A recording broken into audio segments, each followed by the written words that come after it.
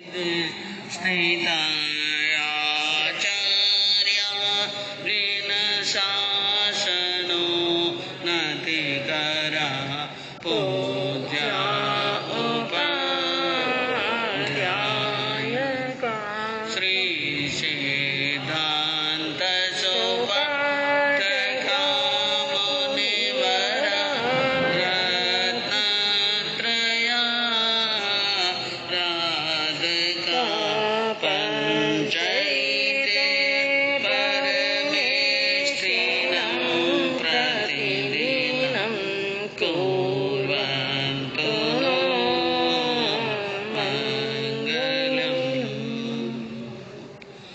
मंगलम भगवान वीरो मंगलम गौतम प्रभु मंगलम स्थूलिभद्राद्या जैन धर्मो सुमंगलम अज्ञानतिमिरान्धस्य ज्ञानाञ्जनशलाकया चक्षुरुन्मीलितं येन तस्मै श्रीगुरवे नमः।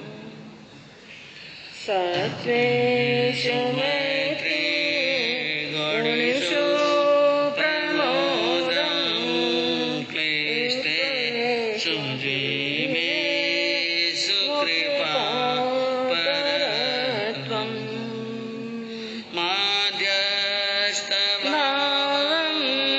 विपरीतवेतौ सदा ममात्मा विदधातु देवं सदा ममात्मा विदधातु देवम्। अहिंसा के अग्रदूत, त्रयकाल दृष्टा, भवी जीवों के तारनहार, शासनेश प्रभु श्रमण भगवान महावीर स्वामी के चरणों में कोटि कोटि वंदन। दीन दुखियों के मसीहा, करुणा के सागर, परम पूज्य गुरुदेव श्रमण सूर्य मर्दर के श्री मिश्री मिर्जी मेरा साहब के चरणों में कोटि कोटि वंदन।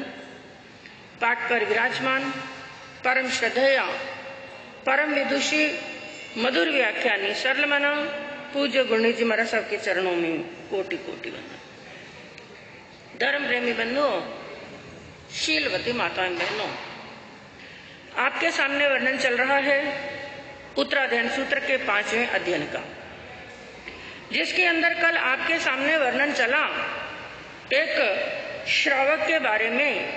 श्रावक वो होता है जो श्रद्धावान होता है, और श्रावक वो होता है जो 3 प्रकार की सामायिक का मन, वचन और काया से पालन करता है। और श्रावक वो होता है जो नव तत्वों पर श्रद्धा करता है और नव तत्वों का ज्ञान प्राप्त करता है।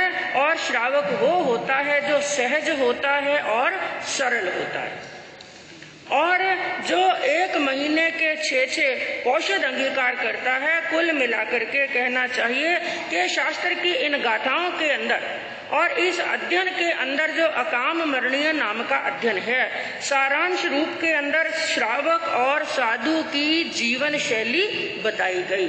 सच्चा साधु कौन और सच्चा श्रावक कौन, जिसके अंदर कहा कि श्रावक जो शुद्ध आचार का पालन करता है, अपने जीवन के अंदर सहजता और सरलता रखता है, जो कपट से दूर रहता है, क्रूर कर्मों से दूर रहता है, अन्याय और अनीति से दूर रहता है, सत्य धर्म पर चलता है, और कुल मिलाकर के 18 पापों का सेवन नहीं करता है, और ऐसे शुद्ध आचार का पालन करने वाला। और एक संक्षिप्त लाइन के अंदर यदि हम कहें, भगवान के बताए हुए मार्ग पर चलने वाला, जो गृहस्थ के नियम बताए, व्रत बताए, उपनियम बताए, वो सदाचार का पालन करने वाला गृहस्थ आयुष्य पूर्ण करने के बाद में देवलोक के अंदर जाता है। यानी ऐसे शुद्ध आचार का पालन करने वाले, निरअतिचार व्रतों का पालन करने वाले सुश्रावक को ही पंडित मरण की प्राप्ति होती है, सकाम मरण की प्राप्ति होती है। अंतिम के अंदर शुद्ध भावों को वो धारण करता है और ऊर्ध्व गति के अंदर गमन करता है। और आगे एक साधु के लिए क्या बताया कि साधु भी, चाहे उसने साधुपना ले लिया, संन्यास अंगीकार कर लिया, लेकिन जो साधु संवर वाला है, यानी जो आश्रम से दूर हो चुका है, बुराइयों से दूर हो चुका है, महाव्रतों का, अपनी समितियों का, गुप्तियों का, 17 प्रकार के संयम का शुद्ध पालन करता है, वो भी शुद्ध आचार रखता है, तो ऐसे साधु की गति या तो बताई गई मोक्ष की, और यदि मोक्ष नहीं है अभी और उसके कुछ शुभ कर्म शेष रह गए हैं तो वो देवलोक में जाता है। और देवलोक में भी कैसा देवलोक? महारिद्धिशाली देव बनता है। देवलोक भी कई तरह के बताए गए हैं। वहां पर नीच जाति के भी देव हैं और उच्च जाति के भी देव हैं। वो देव भी बनता है तो कैसा देव बनता है? उच्च जाति का देव बनता है, महारिद्धिशाली देव बनता है। और अगली गाथा के अंदर क्या बताया? उत्तरायम विमोहाइम जय मंताणु पुवसो समाई इन्नाइम जख्यहिम आवासाइम जसम सिनो। देवलोक के अंदर भी क्या वर्णन बताया कि एक के ऊपर एक देवलोक है और एक के ऊपर जैसे जैसे उत्तरोत्तर देवलोक बढ़ते जाते हैं वहां पर सभी देवताओं की मनोदशा के अंदर भी फर्क आता है, उनकी रिद्धि के अंदर भी फर्क आता है, तेजस्विता के अंदर भी फर्क आता है। जैसे मनुष्य लोक के अंदर हम देखते हैं, दिखने में तो सभी मनुष्य क्या है? एक जैसे। चाहे जैन कुल के अंदर जन्म हुआ, चाहे ब्राह्मण कुल के अंदर जन्म हुआ, और चाहे किसी डेढ़ भंगी के घर के अंदर जन्म हुआ, चाहे किसी हत्यारे के चंडाल के घर के अंदर जन्म हुआ, चाहे मच्छी मार के घर के अंदर जन्म हुआ, सब मनुष्य की सूरत तो एक जैसी है और शरीर की आकृति भी एक जैसी। आकृति एक जैसी है लेकिन प्रकृति एक जैसी नहीं है। सबका स्वभाव अलग अलग होता है। सड़क पर कई बार आपने देखा होगा ये नीच जाति के लोग, चाहे पुरुष है चाहे स्त्री है, जब वो बोलते हैं और जब उनके बीच में थोड़ी सी लड़ाई शुरू होती है तो उनको किसी प्रकार की लाज और शर्म, हाँ, ऐसे लड़ते हैं जैसे कुत्ते से भी गए गिरते। भयंकर भयंकर गालियां भी बोल देते हैं, शब्दों के उच्चारण का भी उनको भान नहीं रहता है। ये किसका प्रभाव है? जाति का प्रभाव। जाति का प्रभाव है। इसी स्थान पर किसी ऊंचे घर की औरतें कभी बाहर सड़क पर लड़ने वाली, अगर सड़क पर कोई लड़ रहा है तो लोग देख करके क्या कहेंगे? ये नीच जाति का है। तो शरीर की आकृति एक जैसी हो सकती है लेकिन मन की, आत्मा की प्रकृति एक जैसी नहीं होती है। तो इसी प्रकार सभी देवलोक के देवताओं की रिद्धि और संपत्ति भी क्या होती है? अलग। जैसे जैसे नीचे नीचे देवलोक हैं उनके अंदर न्यूनता आती जाती है और जैसे जैसे ऊंचे दो देवलोक हैं उनके अंदर हर चीज बढ़ती चली जाती है। जैसे काल होता है ना, उत्सर्पणी और अवसर्पणी।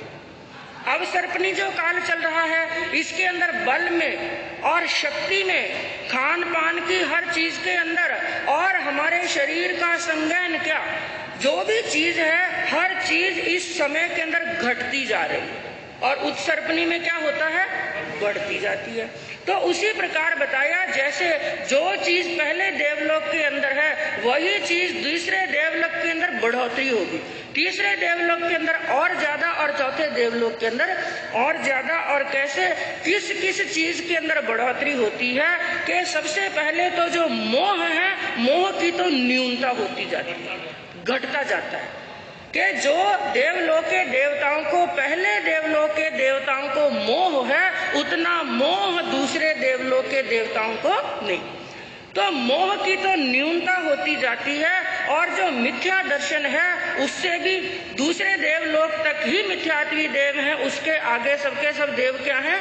समकिति देव हैं, वहां पर मिथ्यात्वी देव नहीं है। और शरीर की जो प्रभा निकलती है, शरीर में, देवताओं के शरीर में से क्या निकलती है?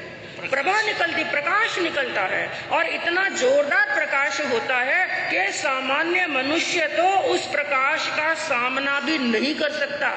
खुली आंखों से हम देवता के शरीर के प्रकाश के सामने नहीं देख सकते। शरीर में से प्रकाश निकलता है, लेकिन जैसे जैसे देवलोक ऊपर चला जाता है वैसे वैसे प्रभा क्या होती है, बढ़ती चली जाती है। और जैसे जैसे ऊंचा ऊंचा देवलोक होता है वो देव यशस्वी होते हैं। और अगली बात बताई, उनका आयुष भी बड़ा होता है, आयुष भी बढ़ता चला जाता है और रिद्धि संपन्न होते हैं, अत्यंत दीप्त होते हैं और इच्छा अनुसार रूप परिवर्तन करने वाले। और देवलोक के देवताओं के अंदर विशेषता होती है, जन्म से लेकर के अंतिम समय तक उनका जो बल है, उनका जो रूप है, उनकी द्युति है, उनकी कांति है, वो एक समान रहती है। औदारिक शरीर का स्वभाव क्या है, जैसे जैसे उम्र ढलती चली जाती है हमारा बल भी कम पड़ जाता है, इंद्रियां भी क्षीण हो जाती हैं, पूरा शरीर थक जाता है, आंखों की ज्योति भी कम पड़ जाती है, वाक शक्ति के अंदर भी धीरे धीरे कमी आने लगती है, श्रोत्रेंद्रिय भी धीरे धीरे कम काम करने लगती है और बुद्धि भी धीरे धीरे कम होती, हर चीज के अंदर न्यूनता आती चली जाती है। लेकिन देवलोक के देवताओं के अंदर विशेषता है, जब वो शैया पर उत्पन्न हुए तो कैसी स्थिति के अंदर, जैसे 32 वर्ष का जोध जवान ऐसे उत्पन्न हुए उस शैया के ऊपर। और जैसे उत्पन्न हुए अंतिम समय तक, अंतिम क्षणों तक उनका शरीर वैसे का वैसा ही रहता है, यानी शरीर के अंदर ना कोई रोग आता है और ना ही शरीर पर बुढ़ापा आता है। और उसके बाद में बताया, और उनका तेज इतना जोरदार होता है, कई सूर्यों से भी ज्यादा बढ़ करके, एक सूर्य नहीं कई सूर्य मिलकर के जो प्रकाश होता है, ऐसा ऐसा प्रकाश उत्तरोत्तर ऊपर देवलोक के देवताओं के अंदर होता है। तो कुल मिलाकर के कहने का तात्पर्य क्या है कि जैसी जिसकी साधना वैसा उसका फल। और ये फल ऐसा है बंधुओं, ये मांगने से मिलने वाला नहीं। जैसी करनी होती है वैसी भरनी होती है, जैसे कर्म होते हैं वैसा ही स्थान उसको प्राप्त हो जाता है। संसार के अंदर कई चीजें ऐसी हैं जो मांगने से मिल जाती हैं, लेकिन ये मनुष्य का भव, ये देवता का भव, ये मांगने से मिलने वाला नहीं। यदि ये सब चाहिए तो हमें समय रहते साधना करनी पड़ेगी। तो ये अध्ययन हमें क्या शिक्षा देता है, अगली गाथा के अंदर क्या कहा, ताणी ठाणाणी गच्छन्ति शिक्षिता संयमं तवं भिक्षाय वागिहते वा जे शांति परिनिवुड्डा। और भगवान ने फरमाया कि चाहे भिक्षु हो और चाहे ग्रस्त हो, यानी चाहे श्रावक है और चाहे साधु है, भगवान ने सबके साथ में एक ही न्याय किया। साधु के लिए भी नियम और उपनियम बता दिए और श्रावक के लिए भी बता दिए। किसी के साथ में भगवान की वाणी के अंदर पक्षपात नहीं। भगवान का काम था मार्ग बताने का और हमारा काम क्या है, उस मार्ग पर चलने का। बाकी भगवान अंगुली पकड़ करके किसी को मार्ग पर चलाने वाले, भगवान हमें मार्ग बता करके चले गए। तो भगवान ने क्या मार्ग बताया कि देव स्थान का अधिकारी कौन होता है। देवलोक के अंदर जाना तो सभी चाहते हैं। आज किसी से भी पूछा जाए कि भाई आप मर करके यहाँ से कहाँ जाना चाहते हैं, कहाँ जाना चाहते हैं? देवलोक। पहली बात तो मरना चाहते ही नहीं। मरना चाहता कौन है? मरना कोई नहीं चाहता, सब जीना चाहते हैं, लेकिन चाहे या ना चाहे मरना तो पड़े। यह सच्चाई है। 3 काल के अंदर इस बात को सत्य मानना पड़ेगा, जिसने जन्म लिया है उसको एक ना एक दिन मरना तो पड़ेगा। तो मरना तो जरूर है। तो कोई हमसे आकर के हमारी चॉइस पूछे कि भाई आप मर करके जाना कहाँ चाहते हैं, तो हमारी चॉइस क्या होगी? हाँ, हाँ साहब, मेहता जी की आवाज आई है। हम कहाँ जाना चाहते हैं? मोक्ष में। कोई बात नहीं, जहाँ चाह होती है वहां पर राह जरूर मिल जाती है। और कहते हैं जब तक सांस तब तक आस। अरे आस तो रखो, अच्छे की आस तो रखो। आज आस रखेंगे तो धीरे धीरे कभी ना कभी राह भी हमें अवश्य मिलेगी। तो मोक्ष की चाह रखते हैं और मान लो, और क्योंकि हम जानते हैं इस आरे के अंदर यहाँ से सीधे मोक्ष के द्वार क्या है? बंद। माता मरु देवी ने तो द्वार खोले और जम्बू जी ने दरवाजे क्या कर दिए? हाँ, जम्बू जी गए और दरवाजे बंद करके चले गए, कोई बात नहीं। तो हमारी सेकंड चॉइस क्या होती है? कहाँ जाना चाहते हैं? हाँ, देवलोक के अंदर स्वर्ग के सुखों को भोगना चाहते हैं। और इस गाथा के अंदर यही प्रश्न पैदा होता है, देव स्थान का अधिकारी कौन? भगवान ने ये नहीं फरमाया कि केवल 5 महाव्रतधारी ही देवलोक के भागी हैं और उनको ही वही स्थान मिलेगा। और देवलोक की बात छोड़ो, भगवान ने तो मोक्ष के अंदर भी बता दिया कि गृहस्थ लिंग सिद्ध, 15 भेदे सिद्ध बताया। 15 भेद से जीव आत्मा सिद्ध होती है, केवल साधु ही सिद्ध नहीं होते हैं। और कहा गृहस्थ लिंग सिद्धा, और गृहस्थ लिंग सिद्धा के अंदर भी स्त्री लिंग सिद्धा, पुरुष लिंग सिद्धा, नपुंसक लिंग सिद्धा और अन्य लिंग सिद्धा।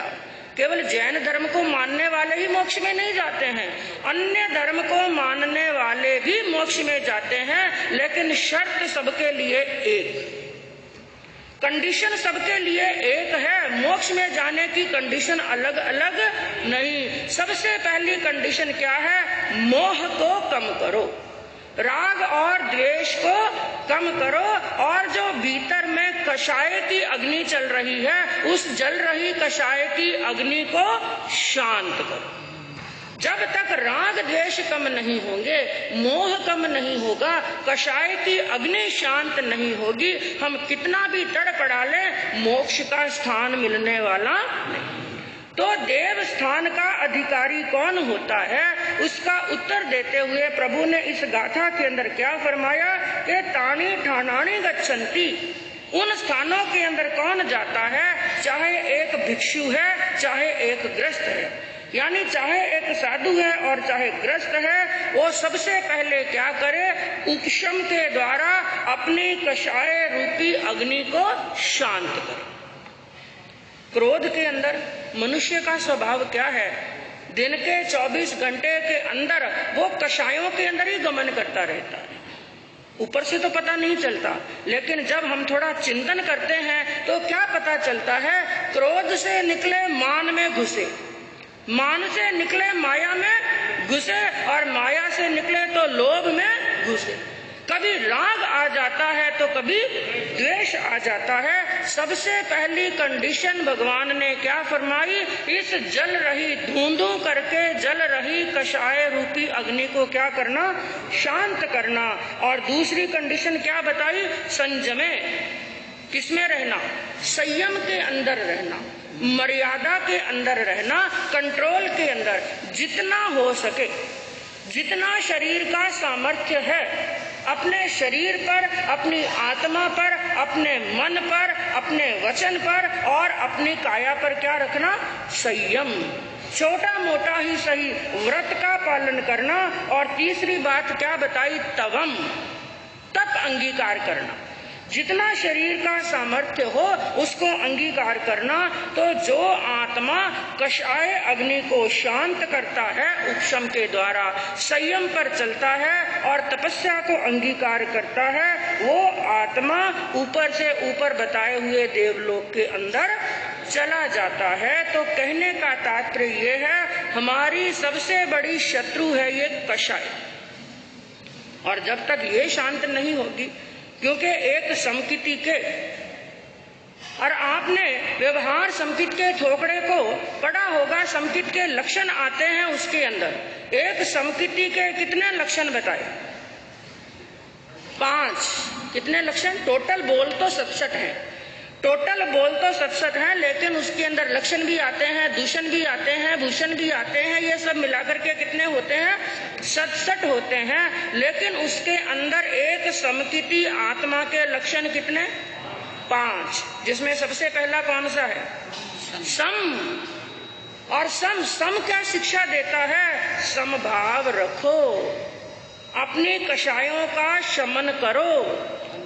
हाँ, अपने कषायों का शमन करो। और जब तक जो अनंतानुबंधी कषाय है, कषाय की भी चौकड़ी बताई गई, तो अनंतानुबंधी कषाय है, उस कषाय को जब तक आप क्षय नहीं करेंगे, उसका शमन नहीं करेंगे, तब तक याद रखना मोक्ष और देवलोक की ये सब बातें तो दूर की हैं, मोक्ष की बातें दूर की हैं। जब तक अनंतानुबंधी कषाय ही हमारी शांत नहीं हुई है, तब तक हम समकित के नजदीक ही नहीं।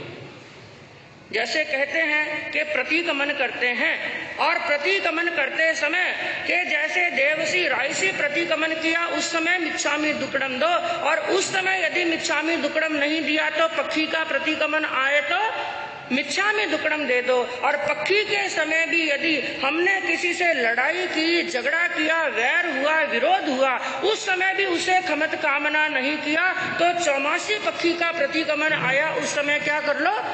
खमत कामना कर लो। लेकिन कई पुण्यवान ऐसे होते हैं, चौमासी भी निकल जाती है तो भी खमत कामना नहीं किया। तो सिरमौर दिन प्रभु ने बताया कि एक तरह से एक समकीर्ति के लिए बड़ा चैलेंज होता है, और वो दिन कौन सा है? संवत्सरी, वो भी नजदीक आ रही है। संवत्सरी के दिन तह दिल से, मन से, वचन से और काया से सबके साथ में क्या कर लो? क्षमा याचना। और उस दिन भी यदि क्षमा याचना नहीं की तो श्रावकपना, साधुपना, ये तो सब दूर में, समकित भी रहने वाली नहीं। तो अपनी कषायों का शमन करना। और मनुष्य का जीवन बंधुओं एक सागर के समान है। किसके समान है? मनुष्य का जीवन एक सागर के समान है, समुद्र के समान है। और समुद्र के अंदर जहर भी होता है और अमृत भी। आपने सुना, हिंदू धर्म के अंदर वर्णन आता है कि एक बार जब राक्षसों और देवताओं के बीच में युद्ध चल रहा था, उस समय अमृत प्राप्त करना था समुद्र में से। तो उनको सलाह दी गई कि शेषनाग की डोरी बना करके समुद्र का मंथन करो। एक तरफ से देवता खींच रहे हैं और एक तरफ से राक्षस खींच रहे हैं। समुद्र का मंथन किया गया, और समुद्र के मंथन में से कई चीजें निकली। औषधि का पात्र लेकर के धनवंतरी निकले उसमें से, और माता लक्ष्मी जी भी उसमें से निकले, ऐरावत हाथी भी उसमें से निकला, और कहते हैं उस समय विष भी निकला, और उसमें से अमृत भी निकल गया। अमृत तो पी लिया देवताओं ने, सभी देवताओं ने मिलकर के अमृत पी लिया, और जब विष पीने की बात आई तो सब पीछे रह गए। और विष किसने पिया? हाँ, शंकर जी ने। इसलिए कहते हैं बाकी सभी देव और शंकर जी महादेव। तो मैं आपको बता रही थी, मनुष्य का जीवन भी एक सागर के समान है, समुद्र के समान है। जैसे सागर के अंदर जहर भी भरा हुआ है और अमृत भी भरा हुआ है, उसी प्रकार हमारे जीवन रूपी सागर के अंदर, हमारे भीतर अमृत भी भरा हुआ है और जहर भी भरा हुआ। ये कषाय और क्रोध किसके समान है? जहर के समान है। ये जलाने वाला है, विष के समान है, जीवन को समाप्त करने वाला है। और जब जब व्यवहार रूपी मथनी से हमारे जीवन को मथा जाता है, व्यवहार रूपी जीवन से मथा जाता है, तब अंदर का विष पूंजीभूत होकर के क्रोध के रूप में बाहर आता है। और ये प्रसंग भी आपने कई बार सुना कि संसार के अंदर कई प्राणी जहरीले हैं।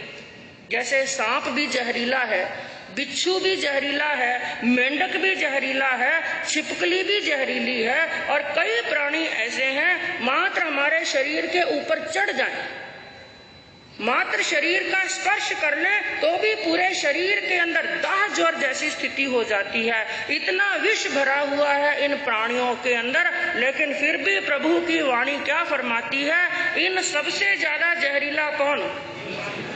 इंसान।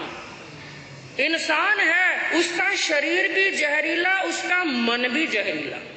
और शरीर से भी ज्यादा जहरीला क्या होता है? मन। और डॉक्टर लोग, वैज्ञानिक लोग क्या बताते हैं कि हमारे शरीर में जहर कितना, यदि इसको कभी प्रैक्टिकल रूप में देखना हो ना, हमारे शरीर के जहर को कौन मारता है आपको ध्यान में है? मैं मन की बात नहीं कर रही हूँ। हमारे शरीर के अंदर जो जहर है, उस जहर को कौन सी चीज मारती है? ऐसा किसी ने कभी पढ़ा हो? साइंस के अंदर आते ही है ये बात। नमक क्या मारता है? नमक। साइंटिस्ट लोग क्या कहते हैं, हमारे शरीर में कितना जहर है, इसको यदि प्रैक्टिकल करके देखना हो, 1 महीने के लिए बिल्कुल नमक छोड़ दो। 1 महीने तक बिल्कुल भी नमक मत खाओ, और उस 1 महीना व्यतीत होने के बाद में कुछ गेहूं के दाने अपने मुंह में रख करके रात को सो जाओ, और सुबह उठो और उन दानों को किसी कबूतर के सामने, किसी चिड़िया के सामने आप डाल दो, और देखते ही देखते, तड़पते तड़पते वो प्राणी मर जाए। ये तो जहर हमारे शरीर के अंदर है, लेकिन इससे भी कई गुना जहर हमारे मन में भरा हुआ है, हमारे विचारों में भरा हुआ है। इसलिए कवि क्या कहते हैं कि गुस्से से बढ़कर कौन है इंसान का दुश्मन। हम दूसरे को कहते हैं वो मेरा शत्रु है, वो मेरा शत्रु है, वो मेरा शत्रु है, लेकिन ज्ञानियों ने कहा सबसे बड़ा हमारा शत्रु कौन? खुद ही। हमारा गुस्सा ही हमारा सबसे बड़ा शत्रु है। कि गुस्से से बढ़कर कौन है इंसान का दुश्मन? है शान का, रुतबे का और ईमान का दुश्मन, जो हमारी शान को भी खो देता है, ईमान को भी खो देता है, और सभी रिश्तों को भी खो देता है। कई बार क्या होता है, गुस्से के अंदर इंसान इतना अंधा हो जाता है, इतना पागल हो जाता है कि वो सब भान भूल जाता है, और ऐसी क्रिया कर बैठता है, ऐसे शब्द बोल बैठता है कि अपनों को वो खो देता है। क्योंकि गुस्से की शुरुआत मूर्खता से होती है, और गुस्से का अंत पश्चाताप से होता है। और कई बार तो ऐसी क्रिया हो जाती है कि वो जिंदगी भर भी पश्चाताप करता रहे, खोई हुई चीज, खोए हुए रिश्ते उसे मिलने वाले नहीं। एक सत्य घटना आती है, कभी भी क्रोध आ जाए, क्रोध के अंदर भान भूलने लगो तो इस घटना को जरूर याद कर लेना।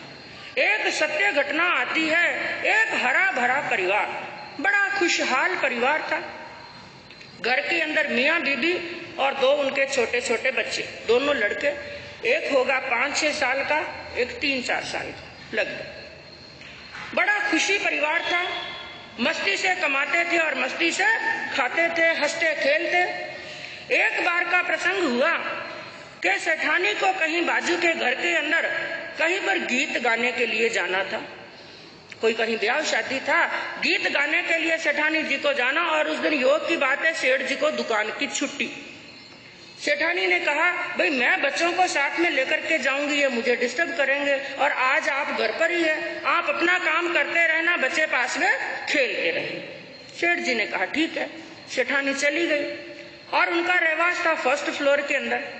सेठानी गई और सेठ जी को अपना दुकान का, बिजनेस व्यापार का हिसाब किताब मिलाना था, और उन्होंने विचार किया मैं मेरे हिसाब किताब में लग जाऊंगा, कहीं बच्चे खेलते खेलते नीचे ना उतर जाए, गली पर ना, घर सड़क पर ना चले जाए और चोट लग जाएगी। इसलिए उन्होंने क्या किया, अंदर से जो सीढ़ियों से दरवाजा खुला दरवाजा था, वहां उसको ऊपर चिटकनी बंद कर दी। छोटे बच्चे हैं, चिटकनी तो खोल नहीं सकते, ऊपर की चिटकनी बंद कर दी।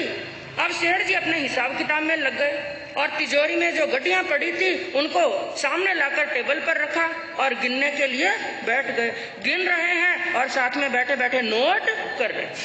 और कई बार क्या होता है, व्यक्ति अपने काम में इतना दत्त चित्त हो जाता है, आजू में बाजू में क्या हो रहा है पता नहीं चलता। और खास करके नोट गिनते हैं उस समय तो आजू बाजू में क्या हो रहा है बिल्कुल भी पता।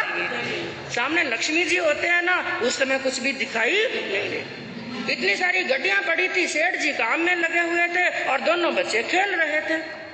खेलते खेलते, और बच्चों का स्वभाव, एक खिलौने से वो ज्यादा देर नहीं खेल सकते हैं, थोड़ी देर खेलते हैं फिर उनको कुछ नया चाहिए। खेलते खेलते छोटे बच्चे को न जाने क्या सूझा, वो पापा के पास में आया और वहां सारी इतनी सारी गड्डियां पड़ी। अब वो बच्चा क्या जाने कागज में और नोट में क्या फर्क है, वो बच्चा कुछ नहीं समझता। उसने क्या किया, धीरे से गड्डी उठाई और सेठ जी को कुछ पता नहीं चला। और लेकर के भाई के पास में गया और दोनों भाई खेलते खेलते वो गड्डी लेकर के रसोई घर में चले गए। रसोई घर के अंदर गए और घर के अंदर चूल्हा बना, पुराने जमाने के अंदर चूल्हे थे, तो चूल्हा था और चूल्हे के अंदर अभी कुछ अग्नि शेष थी, कुछ अग्नि शेष थी और उन बच्चों को न जाने क्या सूझा, 2-4 नोट निकाले और अग्नि में स्वाहा कर दिए। और जैसे ही अग्नि के अंदर नोट पड़े अग्नि जलने लगी, अग्नि तेज हो गई। बच्चों को मजा आया, बच्चे जोर जोर से कूदने लगे, हंसने लगे, नाचने लगे, बड़ा मजा आया। और उन्होंने 2-4 नोट और डाले और डालते जैसे जैसे नोट डाल रहे हैं वैसे वैसे अग्नि तेज हो रही है। बच्चों को क्या आ रहा है? मजा। देखते देखते पूरी गड्डी को, 10,000 की गड्डी को स्वाहा कर दिया।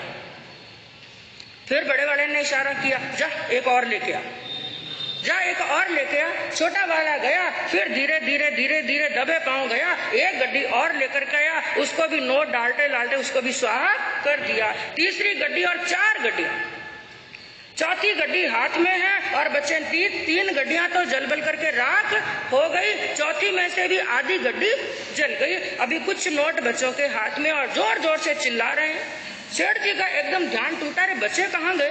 यहीं पर खेल रहे थे, कहाँ गए? और हंसने की आवाज आई, कहा ये अंदर क्या कर रहे हैं रसोई घर के अंदर?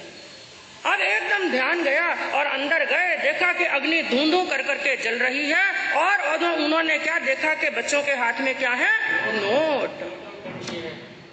नोटों को स्वाहा कर दिया। कितनी मुश्किल से धन कमाया, कितनी मुश्किल से पैसे कमाए और बच्चों ने क्या कर दिया? नोटों को स्वाहा। सेठ जी का पारा हाई हो गया। छोटे बच्चे के हाथ से नोट खींचे और एक जोरदार झांपड़ लगाई। 3-4 साल का बच्चा, और गुस्से के अंदर जब उसके चेहरे पर झांपड़ पड़ी और बच्चा जोरदार नीचे गिर गया। नीचे गिरा, वहां पर तीखी धार वाला एक बर्तन पड़ा था, उस बर्तन से सिर टकराया, नस कट गई, लहू लुहान हो गए।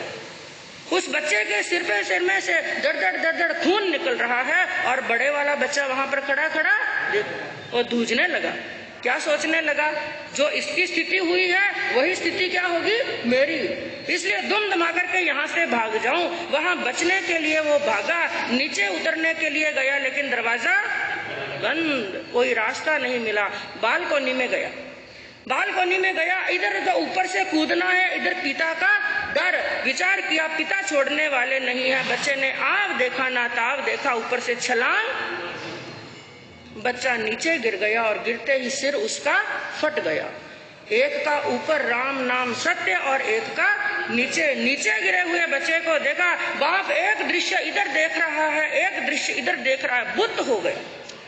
उसकी नसों में चलने वाला खून जम गया, पांव तले की जमीन निकल गई और लोग वहां पर इकट्ठे हो गए। बच्चा नीचे गिर गया, नीचे गिर गया और किसी ने भाग करके उनके श्रीमती जी को, सेठानी को समाचार दिए कि आपका बच्चा ऊपर से नीचे गिर गया। माँ रोती रोती वहां पर आई, बच्चे की लाश उसके हाथों में है और फिर याद आया, अरे मेरा छोटे वाला कहाँ है? ऊपर जाकर के दरवाजा बजाया और सेठ जी ने दरवाजा खोला, रसोई घर में जाकर के देखा कि उस बच्चे के भी प्राण निकल गए। और माँ को इतना टेंशन हुआ, चक्कर खाई और नीचे गिरी और नीचे गिरते ही उसका सिर भी फट गया और उसके भी प्राण पंखेरु उड़ गए। थोड़े समय के गुस्से ने, यदि कुछ समय के लिए वो सेठ जी अपने गुस्से को कंट्रोल कर लेते, उनका हरा भरा घर नहीं बिखरता। तो कहने का तात्पर्य क्या है? ये कषाय केवल दुख देने वाली है, कषाय केवल अशांति देने वाली है। कभी भी क्रोध आए, एक ही इलाज है, जब भी किसी पर क्रोध आए तो उनका जवाब देना हो तो 12 घंटे का समय बीच में रख लो। उनको कहना जवाब तो मैं तुम्हें दूंगा, लेकिन कब दूंगा? हाँ, लेकिन कंट्रोल होता है क्या? बड़ा मुश्किल। और ये कंट्रोल हो जाए तो घर भी बिखरने से बच सकते हैं। अंतिम में केवल इतना ही कहना है कि ये कषाय दुख देने वाली है, शांति को अपनाएंगे और कषाय को कम करेंगे तो इस भ्रमे पर भ्रमे कल्याण होगा। इसी भाव से